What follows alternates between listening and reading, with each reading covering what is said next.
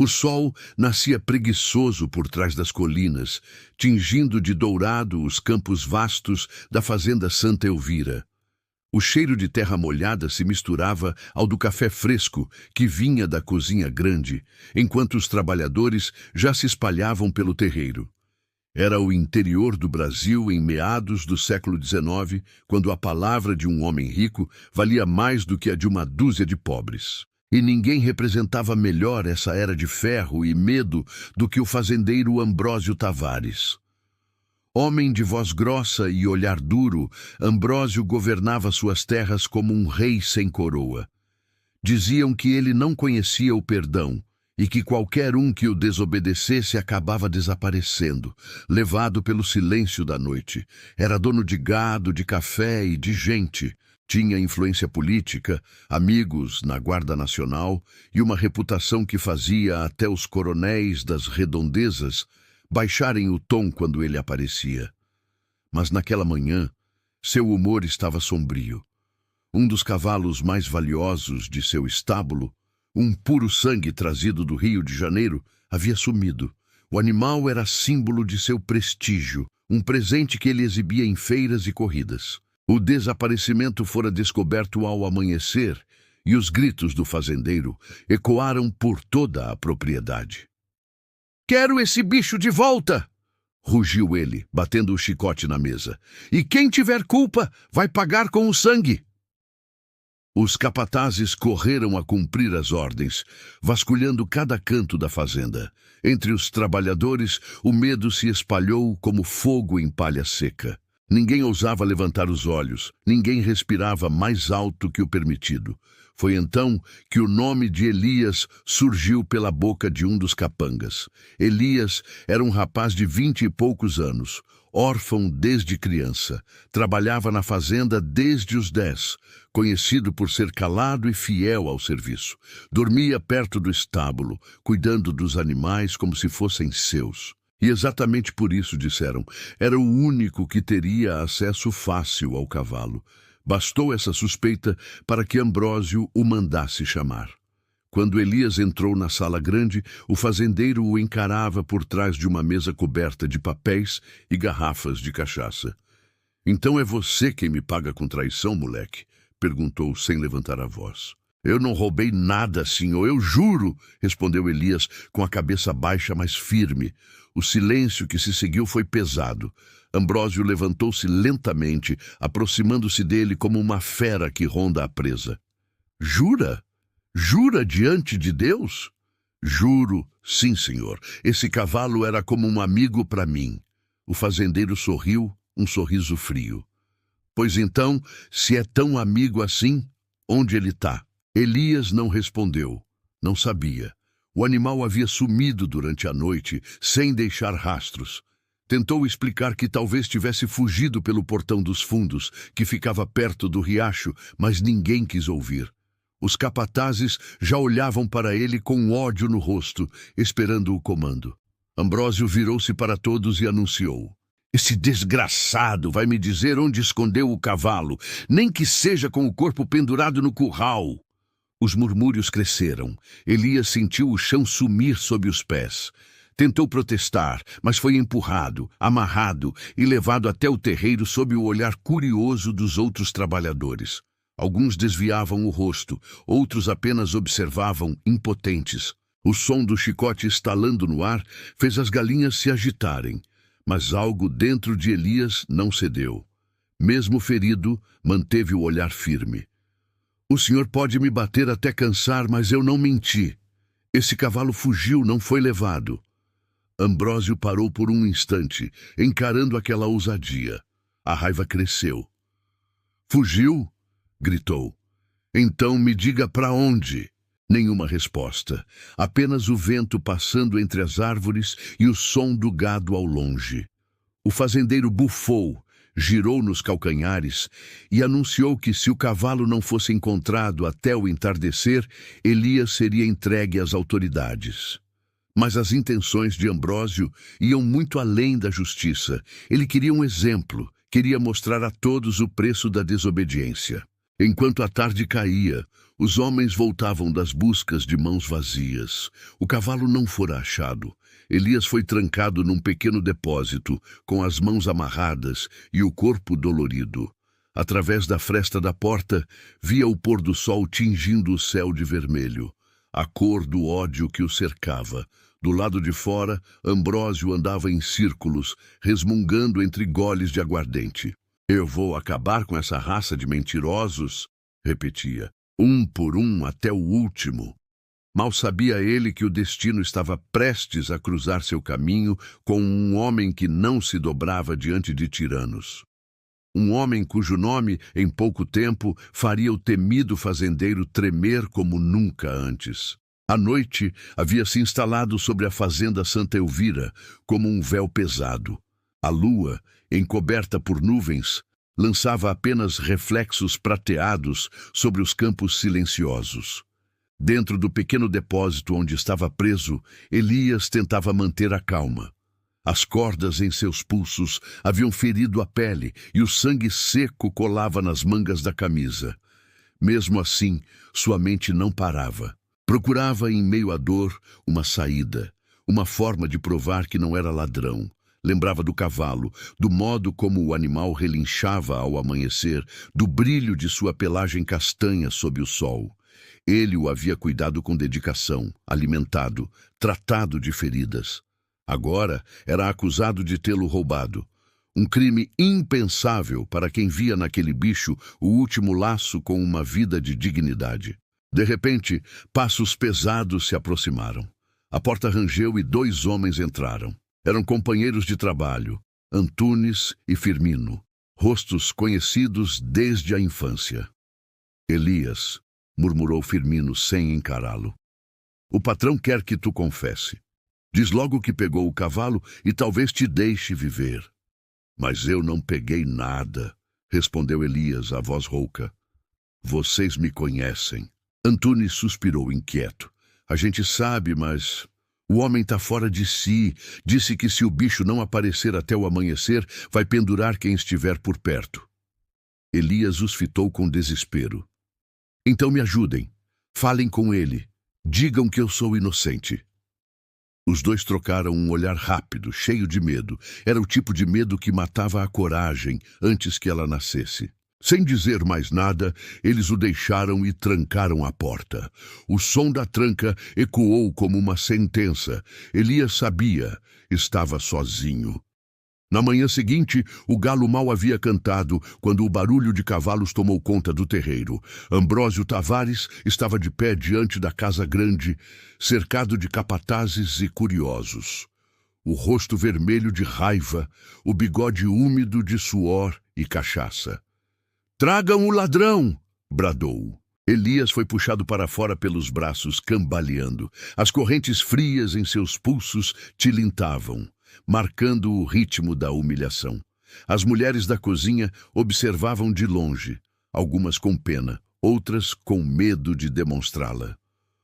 "Olhem bem!" gritou Ambrósio, levantando o chicote. "É assim que termina quem se acha esperto demais para me enganar." Um dos capatazes, rindo, empurrou Elias para o chão. A poeira levantou e o rapaz ergueu o rosto tentando manter um resto de dignidade. "Senhor Ambrósio, o cavalo fugiu sozinho. Se o senhor me deixar procurar, eu trago ele de volta." O fazendeiro gargalhou. "Acha que vai me enrolar? Já sei o que fazer com você." Deu as costas e caminhou até o alpendre. "Amanhã cedo passam uns soldados pela estrada de Santana. Vou entregar esse miserável para eles. Que seja julgado lá na capital. Ou no caminho, se resolver fugir, que o deixem apodrecer na mata. Tanto faz." Os risos ecoaram entre os capatazes. Elias engoliu em seco. Sabia o que isso significava. Nenhum pobre voltava vivo de uma entrega dessas. Era apenas um modo de se livrar do problema, sem sujar as próprias mãos. Mas naquele mesmo instante, o destino começou a se mover de forma inesperada. Ao longe, o som de cascos fortes anunciou a chegada de um grupo de cavaleiros. Um tropel organizado, marcando passo com precisão militar. As bandeiras imperiais reluziam sob o sol nascente. O ar se encheu de murmúrios. Não era comum um destacamento do exército passar por aquelas terras. Ambrósio ergueu o olhar curioso. Quem diabos vem por aí? Logo o grupo surgiu pela estrada de terra, liderado por um homem de presença imponente. Trajava farda azul impecável, botas de couro limpo e um sabre pendendo da cintura. Os olhos, serenos mas firmes, examinavam tudo ao redor com a atenção de quem carrega o peso da responsabilidade. Era o Duque de Caxias, comandante respeitado, conhecido por restaurar a ordem onde o caos dominava. Os homens da fazenda se enfileiraram intimidados. O duque desmontou do cavalo com um gesto contido e elegante. Cumprimentou Ambrósio com um leve aceno. "Bom dia, senhor. Tavares, creio", disse ele, analisando o fazendeiro dos pés à cabeça. "Sim, excelência", respondeu Ambrósio, apressando-se em parecer cortês. "Ambrósio Tavares, dono destas terras. É uma honra recebê-lo." "Honra será minha se houver ordem e justiça por aqui", replicou o duque, sem esboçar sorriso. Seu olhar pousou então sobre Elias, ainda acorrentado no chão. "E esse rapaz?" Ambrósio apressou-se em responder. "Um ladrão, excelência. Roubou um cavalo de valor. Estamos prestes a entregá-lo às autoridades." Caxias se aproximou lentamente, os passos ecoando no terreiro. Ajoelhou-se um pouco, observando o rapaz. "Ladrão, é?" perguntou com voz calma. "E o que diz você, moço?" Elias levantou o olhar, surpreso com a atenção. "Eu não roubei, senhor. O cavalo fugiu. Eu cuidava dele." O duque estudou seu rosto por um instante e algo em sua expressão mudou. Levantou-se e voltou-se para Ambrósio. "O senhor possui provas da acusação?" Ambrósio gaguejou incomodado. Ora, ele era o único com acesso ao animal. Isso basta. "Às vezes não basta", respondeu Caxias em tom neutro. "A justiça precisa de mais que suposições." O silêncio caiu sobre o pátio. Os capatazes se entreolharam sem saber o que dizer. O fazendeiro tentou recuperar o controle da situação, mas o olhar do duque era firme demais para ser contestado. "Ficarei por aqui até que o caso seja esclarecido", anunciou Caxias, voltando-se para seus homens. "E ninguém, repito, ninguém, levantará a mão contra este rapaz até segunda ordem." Ambrósio tentou protestar, mas as palavras morreram na garganta. Pela primeira vez em muitos anos, alguém ousava desafiá-lo em suas próprias terras. E aquele homem, com postura serena e voz de comando, trazia uma autoridade que nem o ouro, nem o medo podiam comprar. O sol já estava alto quando o Duque de Caxias decidiu permanecer na fazenda. Sua presença alterou a rotina de todos. Os trabalhadores andavam em silêncio, temendo qualquer palavra errada. Os capatazes, acostumados a agir com brutalidade, agora evitavam o terreiro. E Ambrósio Tavares, pela primeira vez, sentia o peso de alguém que não se curvava diante de seu poder. Caxias havia montado seu pequeno acampamento sob as mangueiras perto do riacho. Seus homens, disciplinados, mantinham a ordem com uma calma que contrastava com o nervosismo dos fazendeiros. O duque, em silêncio, observava tudo, o modo como Ambrósio tratava os trabalhadores, a forma como os capatazes obedeciam mais por medo do que por respeito. Aos poucos, o retrato do homem honrado começava a rachar diante de seus olhos. No final da manhã, Caxias mandou chamar Elias. O rapaz chegou escoltado, ainda com as marcas das cordas nos pulsos. Quando viu o comandante, baixou a cabeça. "Levante os olhos, rapaz", disse Caxias com voz firme, mas sem dureza. "Quero ouvir o que aconteceu e quero ouvir de você." Elias hesitou. Não sabia se podia confiar naquele homem fardado, mas algo na voz do duque, uma serenidade rara, o fez falar. Contou tudo, o sumiço do cavalo, as buscas, as ameaças e a surra injusta. Falou também do medo dos outros trabalhadores, do silêncio que dominava o lugar. Caxias ouviu sem interromper. Apenas fez perguntas curtas. precisas. Quando o rapaz terminou, o duque ficou alguns segundos em silêncio, como se pesasse cada palavra. Depois, chamou Ambrósio, que veio de semblante rígido, mas tentando disfarçar a irritação. Senhor Tavares, começou Caxias, ouvi o relato do rapaz. Há detalhes que merecem atenção. O senhor afirma que o animal foi roubado, mas não há provas concretas. Há pegadas, testemunhas, qualquer indício material? Ambrósio ajeitou o colete incomodado. Excelência, eu conheço meus homens. Sei quando alguém mente. Esse rapaz era o único que podia chegar perto do estábulo. Isso já diz tudo. O duque estreitou os olhos. Não, senhor Tavares, isso não diz tudo. Diz apenas que o senhor tem um suspeito conveniente. A resposta caiu como uma lâmina. Os capatazes trocaram olhares tensos. Ambrósio, tomado de orgulho ferido, tentou recuperar o tom autoritário. Com todo respeito, excelência, essas são minhas terras. Aqui a palavra é minha. E eu, interrompeu Caxias, sem elevar a voz, sou a lei em nome do império. Enquanto eu estiver aqui, não haverá castigo sem verdade. A firmeza naquelas palavras cortou o ar. O fazendeiro cerrou os punhos, mas conteve a fúria. Caxias ordenou que Elias fosse alimentado e solto de imediato. 2 soldados o escoltaram até o acampamento, onde recebeu comida e água limpa. Ambrósio observava de longe, o rosto contraído em raiva. Desde que herdara aquelas terras, ninguém jamais havia lhe desobedecido. Mas agora, diante daquele homem de postura serena e voz controlada, sentia o chão fugir sob seus pés. Era como se a presença do duque drenasse a autoridade que tanto cultivara à base de medo. À tarde, Caxias começou a interrogar os empregados da fazenda.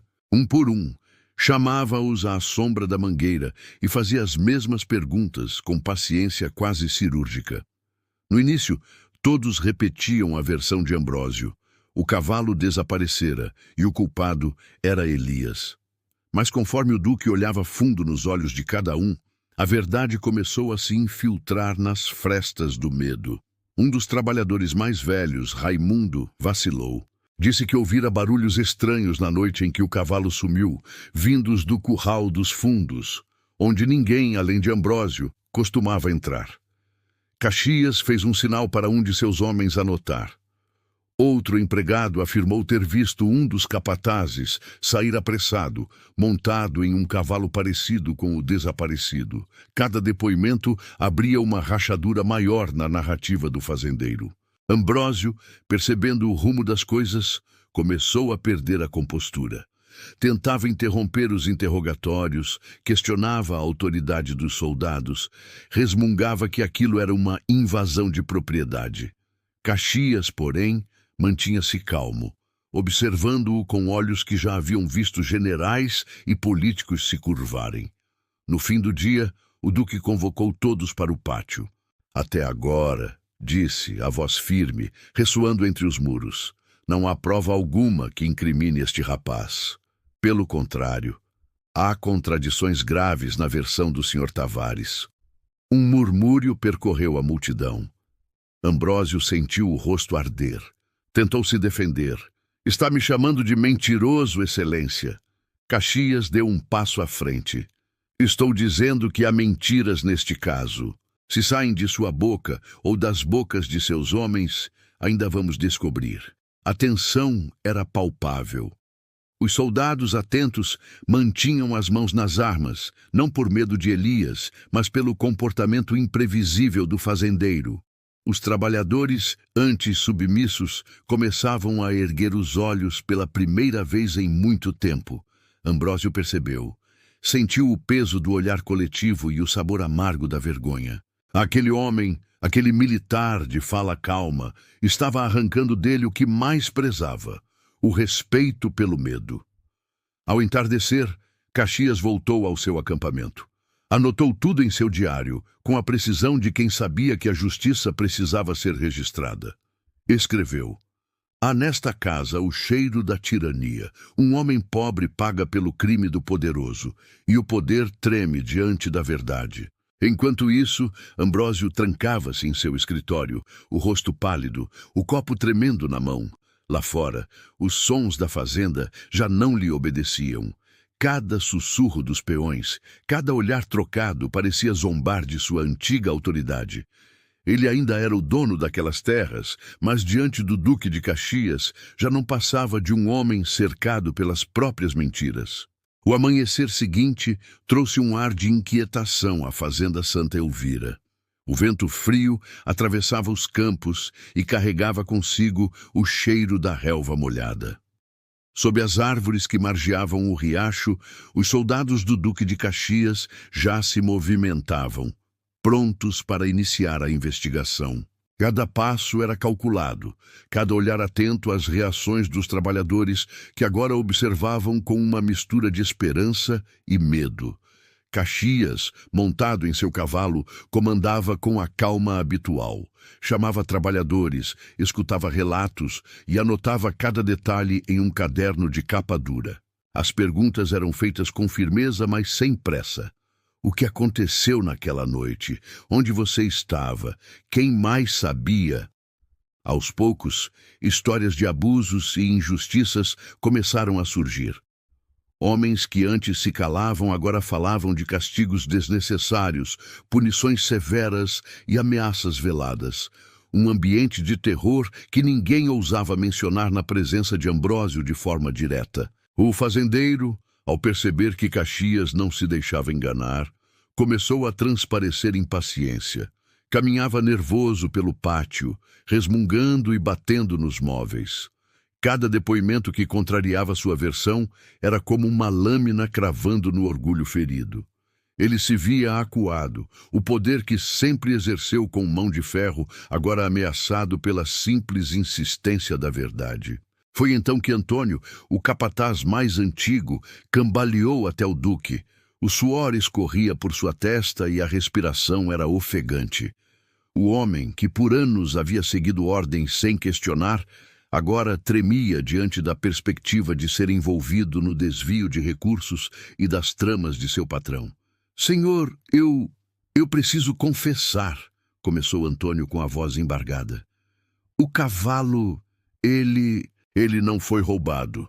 O senhor Tavares, ele mesmo o vendeu, pediu que eu dissesse que tinha desaparecido, disse que assim ninguém suspeitaria de suas dívidas». Um silêncio pesado caiu sobre o acampamento. Caxias ergueu uma sobrancelha, sereno, mas atento a cada palavra. «Continue». Antônio, finalmente liberando o peso que carregava há semanas, explicou cada detalhe.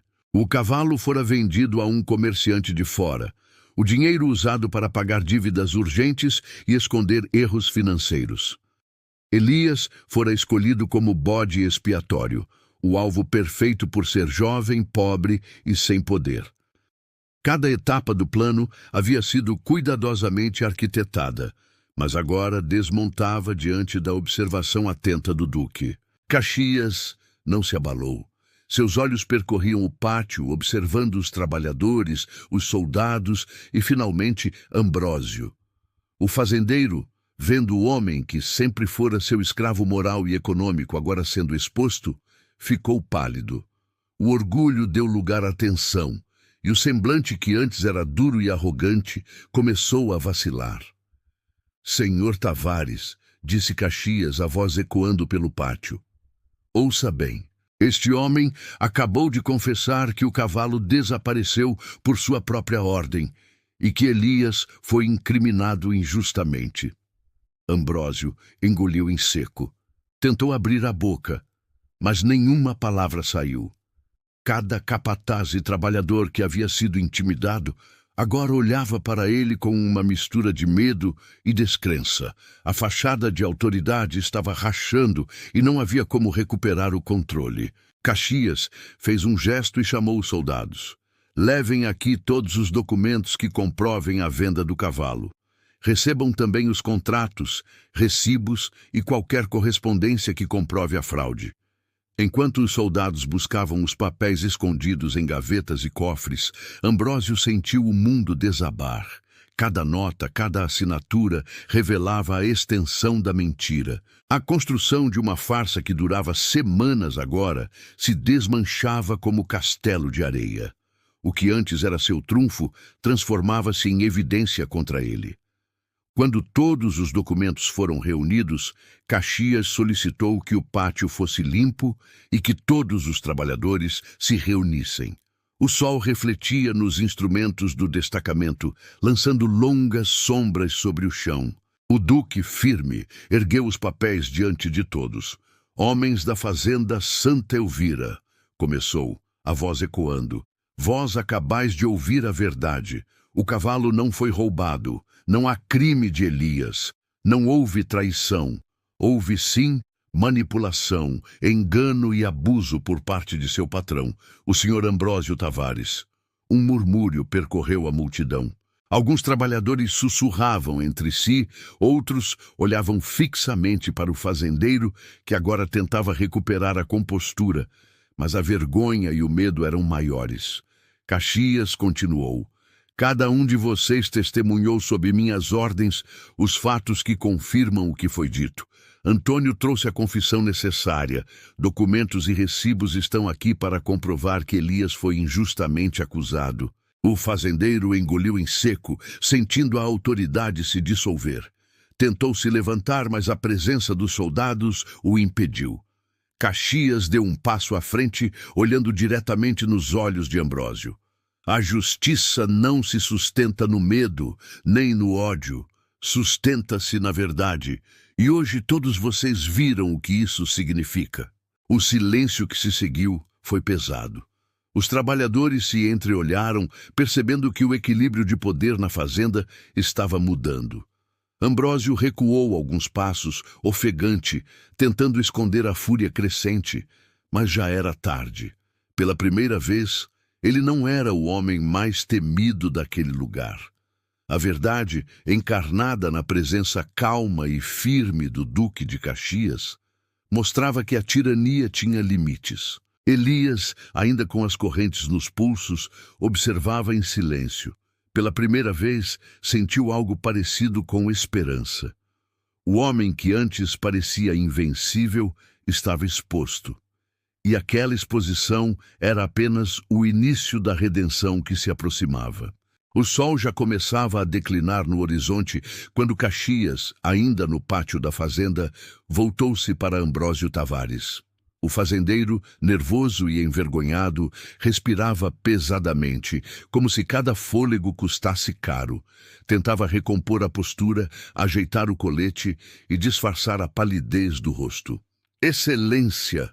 começou Ambrósio, a voz tremendo, mas tentando soar firme. "Tudo isso é um mal-entendido. Eu agi em defesa da minha honra. Não posso permitir que um trabalhador, ainda que inocente, ameace a reputação da minha família." Caxias não sorriu. Seus olhos frios e penetrantes fixaram-se no fazendeiro. "Defesa da honra?" repetiu, a voz calma, mas carregada de autoridade. "Um homem que vendeu um animal e quis culpar outro para encobrir dívidas, chama isso de honra?" Ambrósio engoliu em seco. Tentou protestar, mas o duque avançou um passo, sem precisar levantar a voz. A honra não se sustenta sobre o medo ou sobre a mentira. A honra se demonstra pela justiça e pela verdade. Cada ato de opressão contra quem não tem voz destrói a honra antes mesmo de manchar o nome. Os capatazes, antes risonhos e arrogantes, agora observavam em silêncio, percebendo a mudança de poder. Ambrósio sentiu o chão sumir sob seus pés. Cada palavra do duque corroía o orgulho que ele cultivara por anos. Pela primeira vez, ele não era o homem mais temido, apenas um homem acuado diante da verdade e da autoridade legítima. Elias, ainda com os pulsos marcados pelas cordas, observava a cena de canto de olho. Seus olhos se encheram de lágrimas, mas ele as conteve, virando o rosto discretamente para que ninguém percebesse. Sentia um misto de alívio, medo e incredulidade. Pela primeira vez, sentiu que alguém poderoso lutava por ele, que alguém grande se importava com a justiça mais do que com o medo ou interesse próprio. "Tu, Senhor Tavares", continuou Caxias, "será registrado formalmente que este jovem foi injustamente acusado. E como a lei protege os inocentes, Elias receberá abrigo e proteção até que tudo seja resolvido. Nenhum castigo será aplicado a ele, nem de sua parte, nem de qualquer subordinado seu." Os soldados ao redor começaram a conduzir Elias até uma pequena construção do acampamento, preparada para recebê-lo. Uma cama simples, água limpa e alimento suficiente esperavam por ele. O duque fez questão de que ele se sentisse seguro. "Vá em paz", disse Caxias quase em sussurro, olhando para o rapaz. A coragem de manter a verdade mesmo diante do medo é o que define um homem. Ambrósio, sentindo sua autoridade ruir, ainda tentou interpor palavras. "Excelência, isso afetará minha reputação. Meu nome..." Caxias balançou a cabeça com uma expressão de desaprovação serena. "A reputação de um homem não se sustenta sobre o medo dos outros. Sustenta-se sobre seus atos, e os seus, senhor Tavares, serão registrados como aviso a quem pensa que a violência é um substituto para a justiça." O fazendeiro recuou, cabisbaixo. A sensação de impotência era inédita. O homem que durante anos acreditara que podia manipular tudo e todos, agora compreendia que o verdadeiro poder não vinha do medo, mas da moral, da autoridade legítima e da verdade. Cada soldado do duque parecia carregar em si uma força invisível que eclipsava sua própria presença. Caxias, por sua vez, não se apressou. Chamou novamente Antônio, o capataz que havia confessado a fraude, e pediu que cada detalhe fosse registrado. Enquanto os papéis eram preenchidos, o duque explicou: "Cada documento será enviado às autoridades superiores. Toda ação de injustiça, de abuso ou de opressão registrada aqui terá consequências. Ninguém, por mais rico ou influente que seja, está acima da lei." Elias, já mais seguro, respirava fundo. Ainda sentia o peso das horas de medo e humilhação, mas agora havia uma luz no fim do túnel. Olhou em direção ao duque, que assentiu com leveza, como se reconhecesse a coragem silenciosa que o jovem demonstrara. Ao cair da tarde, a sensação de justiça pairava sobre a fazenda.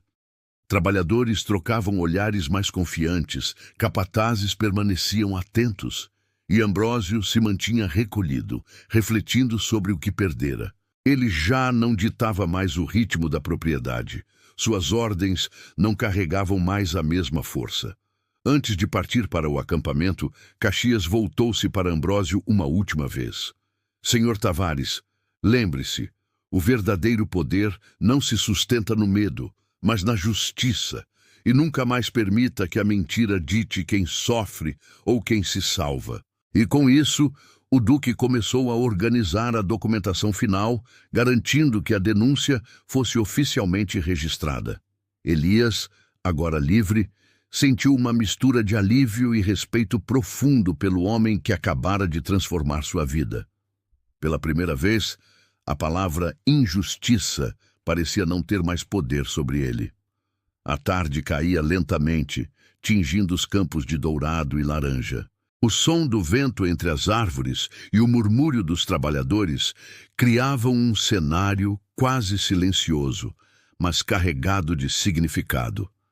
A presença do Duque de Caxias não apenas mudara o destino de Elias, mas começava a reescrever a história da fazenda inteira.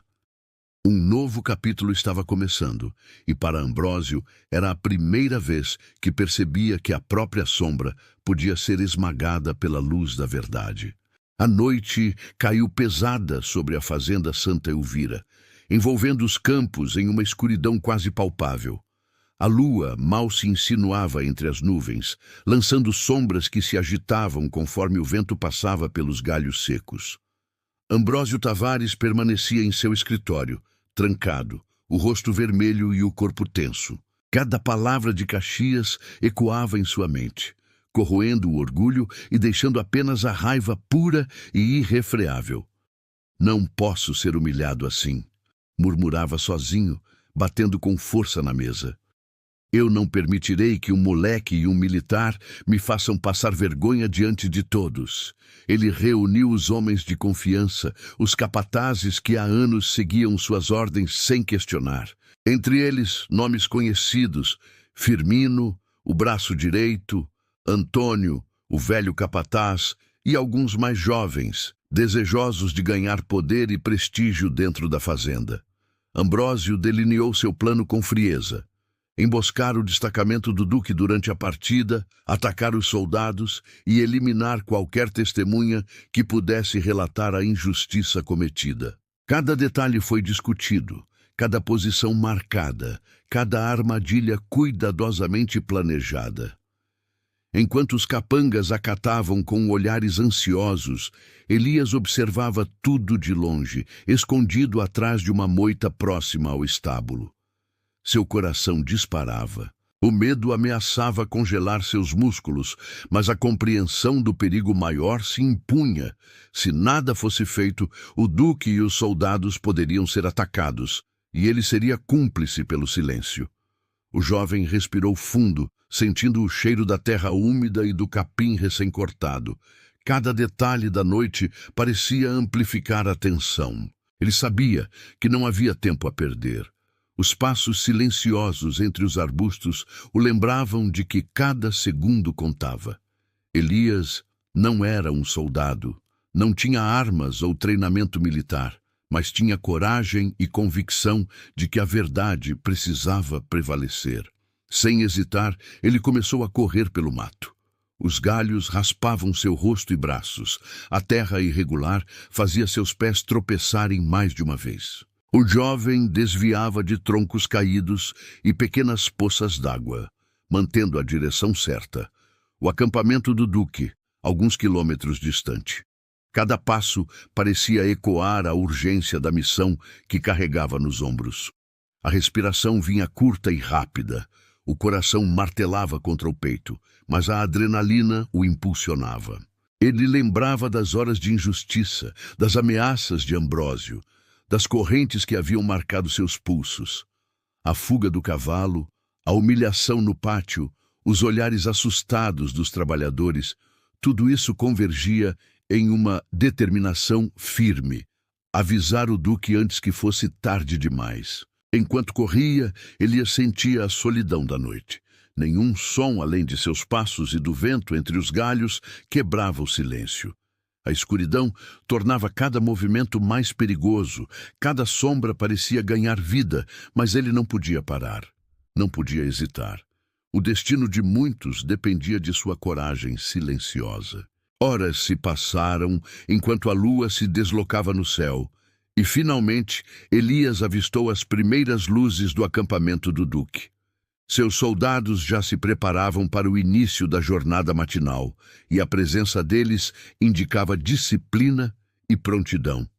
O jovem aproximou-se ofegante e sujo, chamando a atenção de um sentinela. "Por favor!" exclamou, quase sem fôlego. "É urgente! Ambrósio Tavares está preparando uma emboscada." O sentinela franziu o senho, mas a gravidade na voz do rapaz não deixou espaço para dúvidas. Elias foi conduzido até Caxias, que mesmo acordado cedo e concentrado na partida, recebeu a notícia com atenção imediata. O Duque analisou o jovem, percebeu o medo, mas também a firmeza no relato. "Muito bem, rapaz", disse Caxias em tom calmo, mas decisivo. "Você trouxe algo que pode salvar vidas. Agora, organize-se. Avisarei meus homens e prepararemos uma estratégia." Elias, ainda ofegante, sentiu uma mistura de alívio e tensão. A ação do fazendeiro não passaria despercebida, e a responsabilidade de ter trazido essa informação pesava sobre ele. mas havia cumprido seu papel. Enquanto o céu começava a clarear no horizonte, os soldados se mobilizavam, preparando-se para interceptar qualquer tentativa de ataque. Na escuridão da madrugada, entre árvores e sombras, a coragem de um jovem simples começava a traçar os caminhos da justiça. O destino de Ambrósio e de sua arrogância estava prestes a ser confrontado de forma direta, e a noite silenciosa carregava o presságio de que nada seria como antes na fazenda Santa Elvira. Antes mesmo do sol romper o horizonte, o acampamento do Duque de Caxias estava em plena atividade. As palavras de Elias ecoavam na mente do comandante.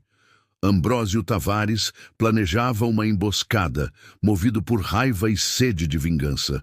Sem demonstrar pressa, Caxias ordenou que seus homens se posicionassem estrategicamente ao longo da estrada de terra que ligava a fazenda ao caminho principal. Cada soldado recebeu instruções precisas: não reagir antes da ordem, manter silêncio absoluto e proteger uns aos outros. O ar da madrugada era frio e pesado, carregado com o cheiro de terra úmida e de capim recém-cortado. As sombras dos cavalos e soldados se estendiam sobre o chão irregular, criando um cenário de tensão palpável. O silêncio era absoluto, quebrado apenas pelo som distante de um corvo e pelo farfalhar das árvores. Cada respiração parecia mais alta, cada movimento mais perceptível. No momento certo, os primeiros cavalos surgiram no horizonte, carregando Ambrósio e seu grupo de capangas. Estavam confiantes, acreditando que a vantagem da surpresa lhes garantiria a vitória. Mas à medida que avançavam, perceberam que algo estava errado. O terreno parecia vazio demais e o ar carregava uma expectativa estranha. Antes que pudessem reagir, soldados surgiram das sombras, bloqueando a passagem com precisão cirúrgica. O confronto começou de forma abrupta.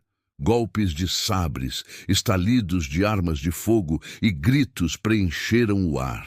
Vários capangas tentaram resistir, mas a disciplina e o treinamento do exército do Duque se mostraram superiores.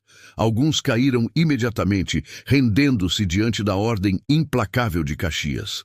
Outros, feridos ou atônitos, jogaram as armas ao chão, reconhecendo a impossibilidade de vitória. Ambrósio, contudo, era determinado e desesperado. Com gritos de fúria, puxou seu cavalo e lançou-se a galope, ignorando o risco de se ferir ainda mais. O cavalo tropeçava em pedras e buracos, mas a urgência da fuga parecia dar-lhe força extra. O sangue escorria de um corte no braço do fazendeiro, mas nada diminuía sua determinação. Ele precisava escapar. O Duque observou a fuga por um instante, seu olhar firme e impassível. Sem hesitar, montou em seu cavalo e iniciou a perseguição. Era uma corrida entre dois homens, entre a lei e a tirania, entre a justiça e o ódio. Campos abertos se alternavam com pequenas elevações, riachos rasos e árvores dispersas, tornando o terreno imprevisível. Cada obstáculo era vencido com cálculo preciso. Ambrósio pela força bruta e desespero, Caxias pela estratégia e paciência. Enquanto avançavam, Ambrósio olhava para trás, o pânico visível nos olhos. Percebeu que o Duque não apenas o seguia, mas se aproximava, indiferente à distância. Cada galope ecoava pelo campo, cada respiração pesada reforçava a intensidade da perseguição. O sol começava a atingir o céu de tons dourados, iluminando a caçada que mais parecia uma prova de determinação e resistência do que uma simples perseguição. Os capangas capturados observavam à distância, rendidos, enquanto Ambrósio avançava sozinho, o corpo marcado por feridas e o rosto tomado pela fúria e pelo medo. O Duque não acelerava demais, mantendo o ritmo constante, aproveitando cada oportunidade para encurtar a distância. Era uma caçada simbólica. Não se tratava apenas de capturar um fugitivo, mas de demonstrar que a injustiça não encontraria abrigo sob a arrogância e a impunidade. Campos e rios foram cruzados. Ambrósio tentou desviar para terrenos difíceis, pensando que a vantagem local poderia ajudá-lo, mas o duque conhecia bem a geografia e mantinha a perseguição sem perder fôlego. Cada passo do cavalo de Caxias aproximava a justiça da tirania. Cada tropeço de Ambrósio o lembrava de que não havia saída fácil. O suor e a poeira misturavam-se com o cheiro de sangue e terra, criando um ambiente quase irreal, onde apenas 2 homens e seus cavalos pareciam existir. A exaustão começava a pesar, mas a determinação do duque era inabalável. Ele não precisava gritar ordens, nem mostrar impaciência. Sua presença por si só impunha disciplina e respeito, demonstrando que a lei podia seguir mesmo em meio ao caos. Finalmente, Ambrósio começou a sentir a fadiga e o desespero se intensificarem. O cavalo tropeçava mais vezes e os ferimentos começavam a limitar seus movimentos. Cada passo do duque encurtava a distância, tornando a captura inevitável. A perseguição longa e desgastante transformava-se em um duelo entre a fúria desenfreada e a serenidade calculada, entre a impunidade de outrora e a justiça que se impunha no presente. O cenário era de tensão máxima, campos abertos, rios rasos, árvores dispersas e o céu tingido de ouro e vermelho pelo amanhecer. E naquele instante, a certeza se firmava. Ambrósio não poderia escapar, e o Duque de Caxias, imperturbável, conduzia a lei e a justiça com a firmeza que transformava cada perseguição em um símbolo do poder do correto sobre o errado. O sol já estava alto no céu quando a perseguição se aproximava do fim. Ambrósio, exausto, seu corpo marcado por feridas e suor, sentia cada músculo protestar a cada galope. O cavalo, igualmente cansado, tropeçava em pedras e raízes expostas no terreno irregular. À frente, um desfiladeiro estreito surgia, escondido entre a vegetação e a rocha, e Ambrósio, desesperado, mal percebeu o perigo que se aproximava. Caxias seguia de perto, montado com firmeza e serenidade. Seus olhos, atentos a cada movimento do fugitivo e do cavalo, indicavam que a captura era apenas questão de tempo. Não havia pressa, apenas cálculo e paciência.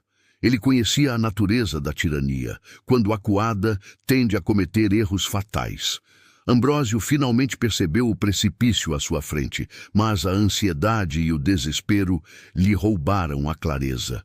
O cavalo tropeçou em uma pedra solta, deslizando perigosamente para o limite do penhasco.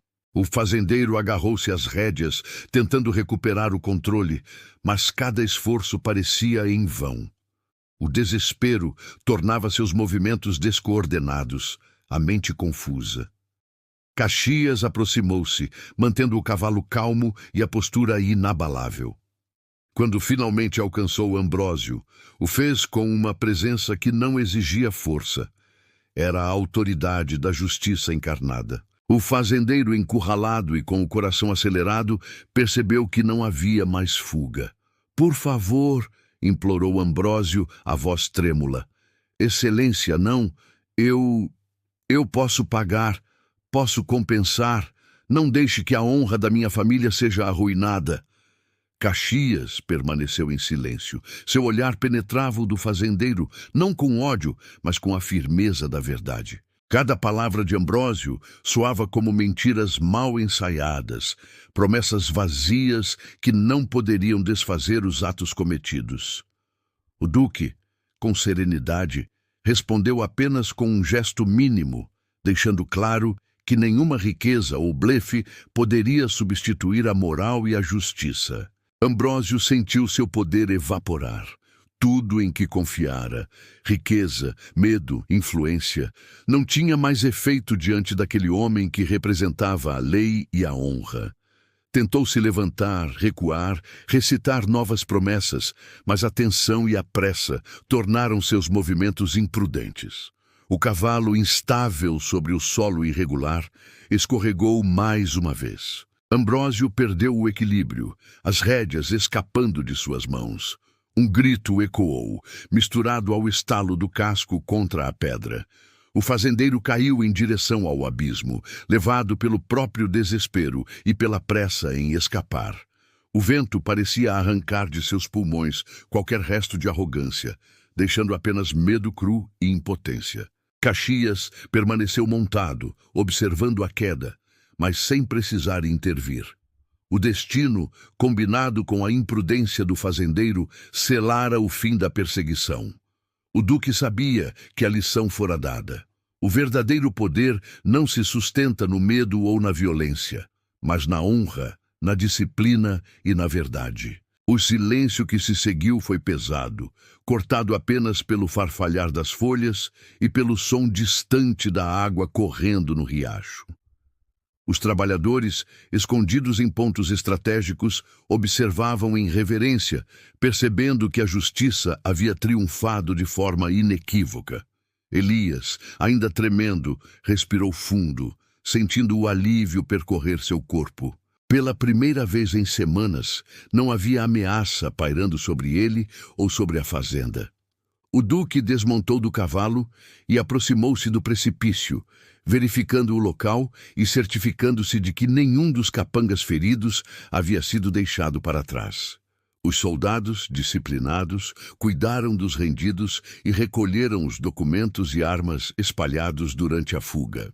Cada passo era meticuloso, garantindo que a lei fosse aplicada de forma justa e ordenada. Caxias voltou-se então para Elias, colocando a mão em seu ombro, gesto simples, mas carregado de significado. Coragem, perseverança e verdade eram reconhecidas e protegidas. O jovem olhou para o duque, compreendendo que sua vida mudara para sempre. A injustiça havia sido enfrentada, não com violência descontrolada, mas com disciplina, estratégia e integridade. O vento soprava pelo desfiladeiro, levando consigo o eco da queda de Ambrósio, mas também carregando a certeza de que a justiça, quando guiada pela honra, sempre encontra o caminho. Cada som, cada sombra, cada respiração naquele vale parecia selar a vitória da verdade sobre o medo. E a presença do Duque de Caxias transformava a paisagem em um símbolo silencioso de autoridade moral e implacável. Os dias seguintes à queda de Ambrósio Tavares trouxeram uma calma inédita à fazenda Santa Elvira e às redondezas. O vento soprava suave pelos campos, carregando o cheiro da terra úmida e do capim recém-cortado. Os trabalhadores, antes tensos e submissos, agora caminhavam eretos, conversando em voz baixa, mas com um novo ar de confiança. Pela primeira vez em muito tempo, a fazenda respirava sem medo. Caxias manteve-se alguns dias para organizar formalmente a redistribuição das terras. Ele chamou cada trabalhador, verificou relatórios, documentos e depoimentos, garantindo que a justiça fosse aplicada de forma inequívoca. Ambrósio, agora ausente, havia sido afastado do poder, e suas ordens antes absolutas não tinham mais efeito. A propriedade seria dividida entre aqueles que realmente labutaram para fazê-la prosperar, reconhecendo esforço, dedicação e integridade. Elias, ainda jovem, era visto com outros olhos pelos antigos empregados. Seu nome circulava com respeito, sussurrado entre aqueles que antes se mantinham submissos. Ele não buscava glória, apenas a sensação de que a verdade havia prevalecido. Agora parte da fazenda estava sob sua responsabilidade. Cuidava da gestão do pasto, supervisionava colheitas e ajudava a organizar os trabalhadores, sempre com justiça e paciência. O Duque de Caxias, antes de partir, reuniu todos no pátio principal. Os soldados permaneciam alinhados, enquanto os trabalhadores se mantinham em pequenos grupos, atentos às palavras do comandante. Ele olhou para Elias com firmeza, mas com um sorriso contido, reconhecendo não apenas a coragem do jovem, mas também a sua integridade. Elias, disse Caxias, a voz clara, ecoando pelo terreiro. Você demonstrou coragem quando outros teriam se calado. Sua lealdade e prontidão para agir salvaram vidas e impediram que injustiças continuassem a ser cometidas. Hoje, você não é apenas um trabalhador, mas um homem de coragem. O jovem respirou fundo, sentindo o peso e a honra das palavras.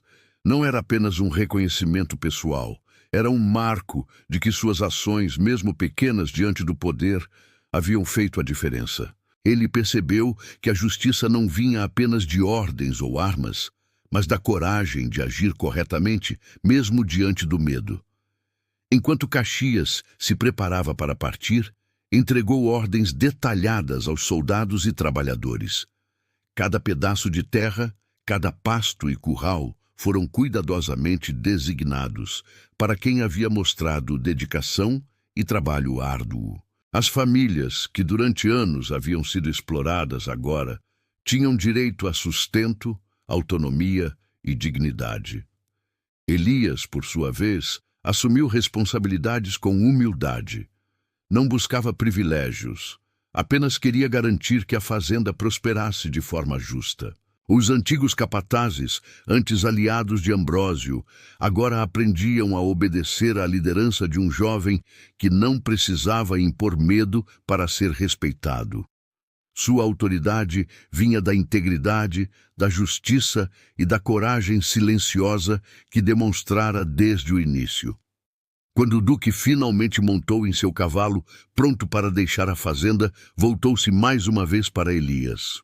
Lembre-se, disse com firmeza, a verdadeira força de um homem está na lealdade à verdade e na coragem de agir corretamente. Hoje, você provou que ambos podem coexistir, mesmo em tempos de tirania.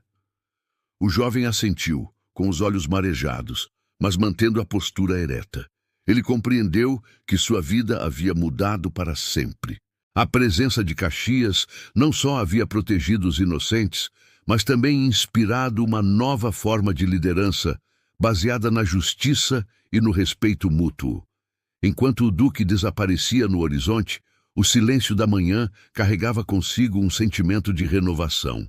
A fazenda não era mais apenas propriedade de um homem tirânico. Era um espaço de trabalho digno, onde o esforço e a coragem eram reconhecidos. Elias, agora um símbolo de justiça e determinação, sentiu o peso da responsabilidade e, ao mesmo tempo, a satisfação de ver que a verdade e a honra haviam prevalecido. O vento atravessava os campos, balançando as folhas das árvores e espalhando o aroma da terra fértil. Cada canto da fazenda parecia testemunhar a transformação. O medo havia sido substituído pelo respeito, a injustiça pela integridade e a opressão pelo compromisso com a verdade. Elias olhou ao redor, percebendo que a mudança não era apenas física, mas moral e simbólica. Pela primeira vez, sentiu que estava exatamente onde deveria estar, guiando o futuro da fazenda com coragem e justiça. O duque de Caxias, já distante, deixava não apenas ordens escritas, mas um exemplo de liderança e honra que permaneceria na memória de todos. E Elias, agora livre e responsável, tornara-se a personificação de que a coragem e a lealdade podem, de fato, transformar vidas e destinos.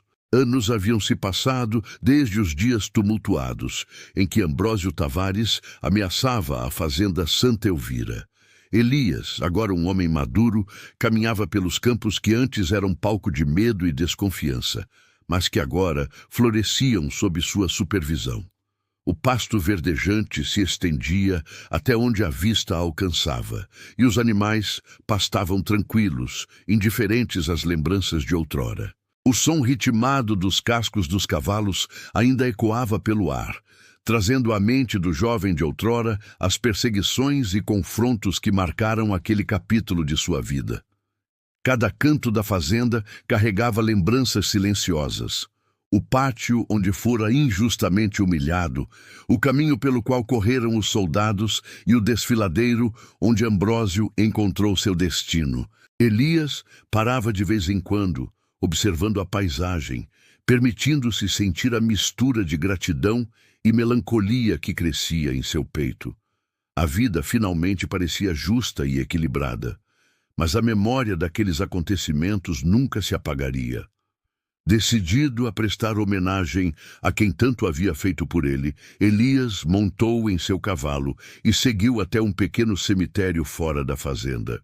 Entre árvores altas e flores silvestres, repousava o túmulo simples do Duque de Caxias. A lápide, marcada apenas com seu nome e datas, parecia modesta para alguém cuja presença havia transformado tantas vidas. Elias desmontou, sentindo o peso da lembrança e a reverência que trazia consigo. Ele aproximou-se do túmulo, depositando uma flor recém-colhida sobre a pedra. A brisa suave da tarde balançava os galhos das árvores e levava consigo o aroma da flor, misturando-se com o cheiro da terra fresca. Elias ficou em silêncio por alguns instantes, observando o túmulo, e murmurou palavras que apenas o vento poderia carregar.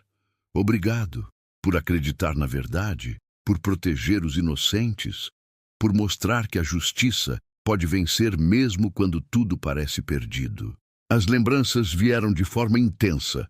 A primeira vez que o Duque o olhou nos olhos e percebeu sua inocência, a paciência e firmeza com que desmontou cada mentira de Ambrósio e a maneira como conduziu a perseguição final, não com ódio, mas com justiça calculada.